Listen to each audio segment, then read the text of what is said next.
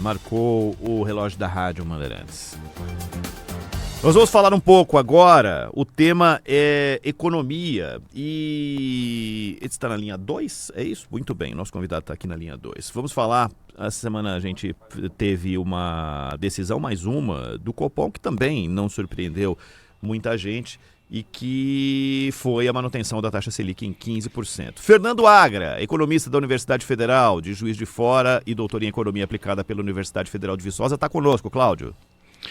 Muito bom dia, doutor Fernando Agra. Ele é economista competente, muito qualificado para exatamente jogar luz nessa questão. Porque, doutor Fernando, a gente fica observando, né? O presidente Lula, aliás, os presidentes assim do tipo Lula, não gostam de Banco Central independente, né? E autônomo, como é o caso, por exemplo, do presidente dos Estados Unidos, que também reclama muito lá do Fed, né? E aqui o presidente Lula chegou até a fazer ataques pessoais ao ex-presidente do Banco Central, mas agora calou a boca porque o presidente do Banco Central, que está no cargo já há muito tempo, foi nomeado por ele. Mais do que isso, dos 9 integrantes do Copom, do Banco Central, 7 foram nomeados por Lula. E apesar disso, essas pessoas têm tido um comportamento que muita gente considera responsável de manter essa taxa Selic nas alturas. De outro lado, é uma taxa Selic que inviabiliza investimentos, né, o financiamento, o crédito, tudo fica muito, muito caro e o Brasil vai ficando para trás, né, como sempre. Tem sempre uma coisa qualquer acontecendo que deixa o Brasil para trás.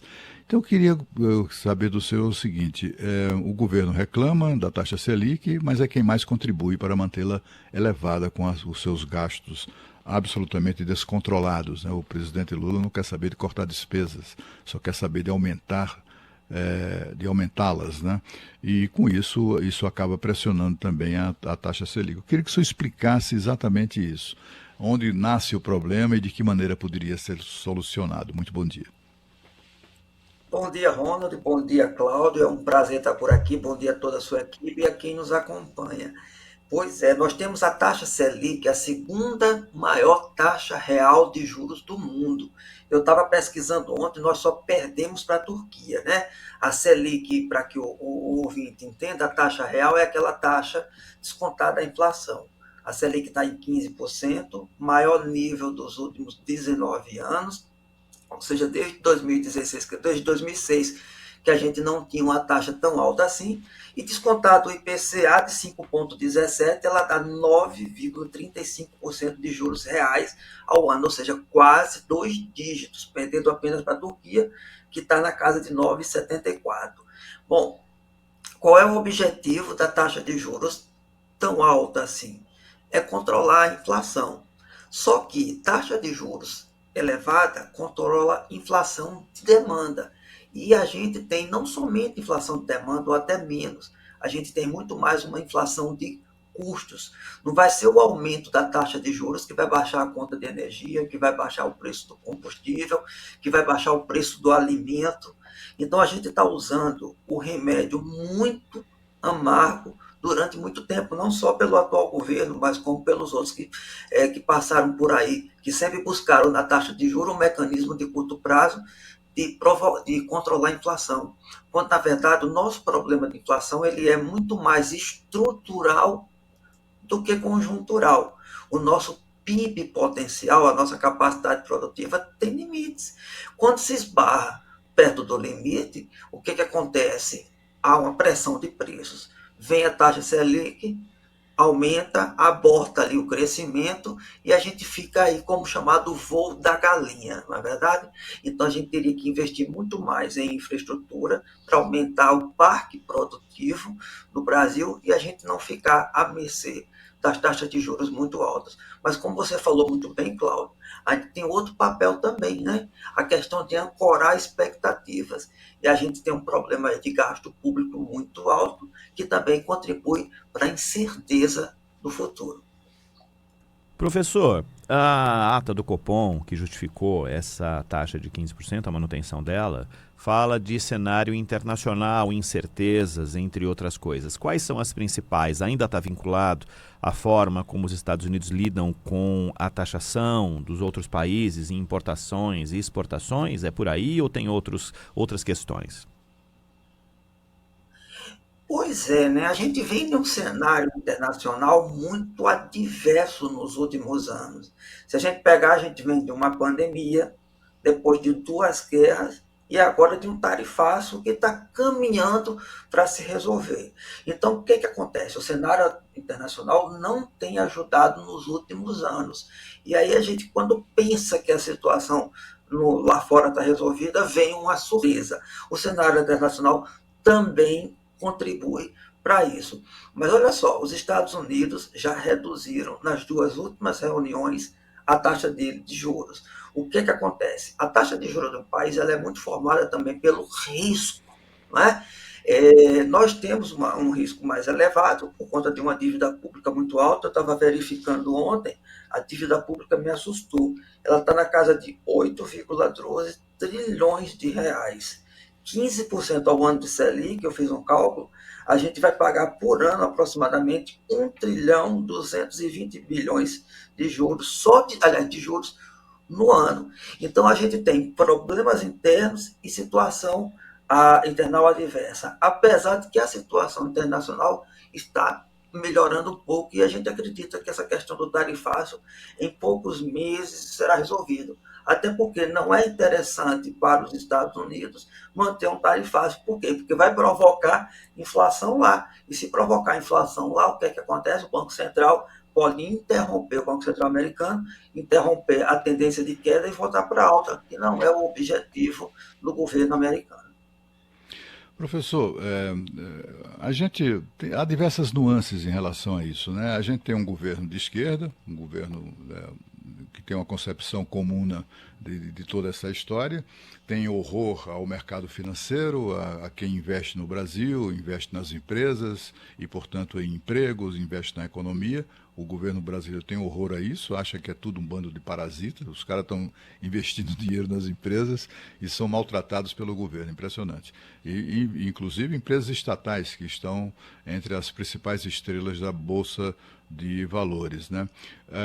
Mas é assim, aí o governo reclama dessa história toda e tal, mas fica oferecendo na outra ponta investimentos muito atraentes, irresistíveis, né, para aquelas pessoas do mercado financeiro comprarem, por exemplo, que são chamados títulos de renda fixa, né, no Tesouro Direto. Aí o cara lá tem uma grana para investir, eu vou gastar esse dinheiro, vou abrir uma pizzaria. Mas ele tem ali, digamos, sei lá, R$1 milhão. Se ele investir esse R$1 milhão na renda fixa, ele vai ter uma grana, né, uma renda que se aproxima muito de uma, como é que eu diria, um tesouro praia, né, chamado, né? É como se você tivesse colocado dinheiro ali e, olha, não preciso mais trabalhar para homem nenhum, não precisa ter aborrecimento, não tem que ficar aqui sendo atormentado por políticas ou pela perseguição de governantes ao setor privado e investe. Quer dizer, nós temos um governo que reclama e chama de rentistas os investidores de renda fixa, mas, no entanto, oferece cada vez mais, em razão até da taxa Selic, da inflação, etc., oferece cada vez mais oportunidades de investimento que são irresistíveis para essa turma. E, bom, e a gente fica aí vem a pergunta, né? Quem é que ganha com isso, professor? Quem é que ganha com a Selic a 15%? Porque o país, a economia, não mas tem gente que se defende. Quem tem dinheiro investe nisso, né? Acaba investindo na retroalimentação desse tipo de percentual, né? 15%. Mas quem é que ganha isso? O governo ganha de que maneira? Os bancos ganham. Agora, ultimamente, a gente assistiu o ministro da Fazenda, que é responsável por tudo isso, é quem, afinal de contas, autoriza os gastos, né? Ele lançando suspeitas de que de que o Copom, o Banco Central, nomeado por ele, pelo presidente Lula, estaria meio que a serviço dos grandes bancos, que os bancos pressionam o Banco Central para manter a Selic elevada, enfim. Mas ele também já disse certa vez que não entende nada da economia, a gente não pode levar muito isso em conta. O que eu queria saber do senhor exatamente, quem é que ganha? Os bancos ganham com isso, o governo ganha com isso, quem é que ganha? Porque o governo, assim, ele continua gastando e a taxa fica elevada e aí atrai investidores, o investidor bota dinheiro, aquele dinheiro é usado para gastança e aí vira um ciclo vicioso, né? Quem ganha com isso? O Cláudio, eu vi esse pronunciamento do ministro. Na terça-feira eu participei de uma entrevista na Band News TV e logo em seguida o ministro entrou e falou aquilo que você falou, né, lançando aí uma dúvida sobre o ganho do sistema financeiro.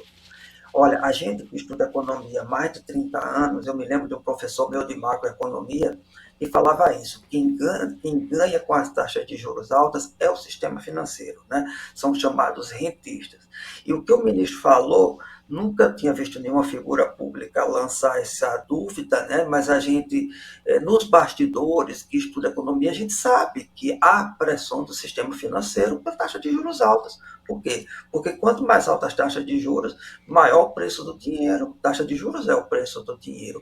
Mais caro fica o crédito, maior é o spread bancário, que é aquela diferença entre o que a gente recebe quando a gente faz uma aplicação financeira e aquilo que a gente paga quando precisa de um empréstimo. Então, o grande ganhador disso é o sistema financeiro e também quem tem dinheiro, porque, como vocês falaram muito bem, não é?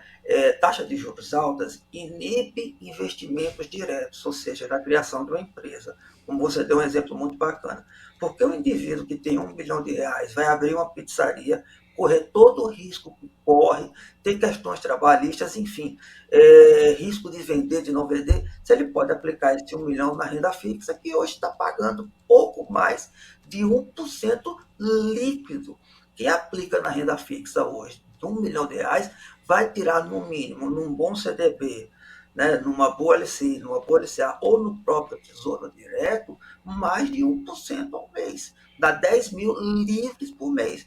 Então, o que acontece? Quem ganha com isso é quem tem dinheiro, quem ganha com isso é o sistema financeiro, e como você falou muito bem, lá no Tesouro Direto, que eu acompanho de perto diariamente, os títulos atrelados à inflação para 2029, eles ultrapassaram a casa de 8% de real mais a inflação.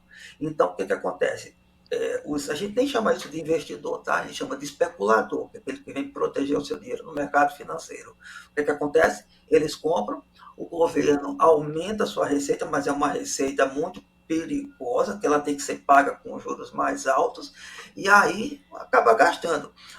Talvez esse governo, talvez não, tenha um perfil maior de gastador, mas ao longo dos últimos anos eu não conheço nenhum governo que não foi gastador com relação a essa questão. Talvez uns mais, pelo perfil aí de ideologia, outros menos.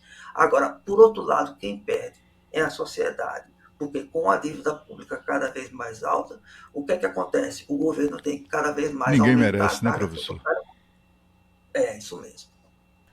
Professor, uma última de minha parte só para arrematar. As previsões eram sempre pessimistas ao longo do ano, do que seria o nível de emprego no segundo semestre, que a queda do desemprego não resistiria ao que se mostrava o cenário da economia para o segundo semestre. E o emprego parece que tem se mostrado resiliente. O nível de desemprego, de novo, bateu no mês de outubro o menor da história. A que se deve essa resiliência do nível de desemprego ainda em níveis bem baixos? A taxa de desemprego atingiu o menor nível no último trimestre, né, 5,6%. É o menor nível, apesar da gente ainda ter uma quantidade de pessoas desempregadas na casa de 6 milhões de brasileiros, mas é o menor nível desde que a série foi criada. O que acontece? A economia ainda está aquecida. Não é? Então a economia ainda está aquecida, vem de um período de aquecimento e um período agora de expectativa de geração de empregos. A gente vem de 2 feriados aí do comércio gosta, Dia dos Pais, Dia das Crianças, para entrar num mês de Black Friday e Natal. Então a tendência ainda é o quê? Uma economia aquecida, esbarrando lá no limite, mas ainda aquecida, e talvez a gente venha a ver a reversão dessa questão do nível de emprego somente no início do ano que vem. Professor Fernando Agra, economista da Universidade Federal de Juiz de Fora e doutor em Economia aplicada pela Universidade Federal de Viçosa. Professor, muitíssimo obrigado pela tua atenção conosco aqui na Rádio Bandeirantes. Até uma próxima. Até uma próxima. Bom dia, Cláudio. Bom dia, Ronald, e a todos que nos acompanham. Até uma próxima. Valeu, muito obrigado. Bom dia, professor.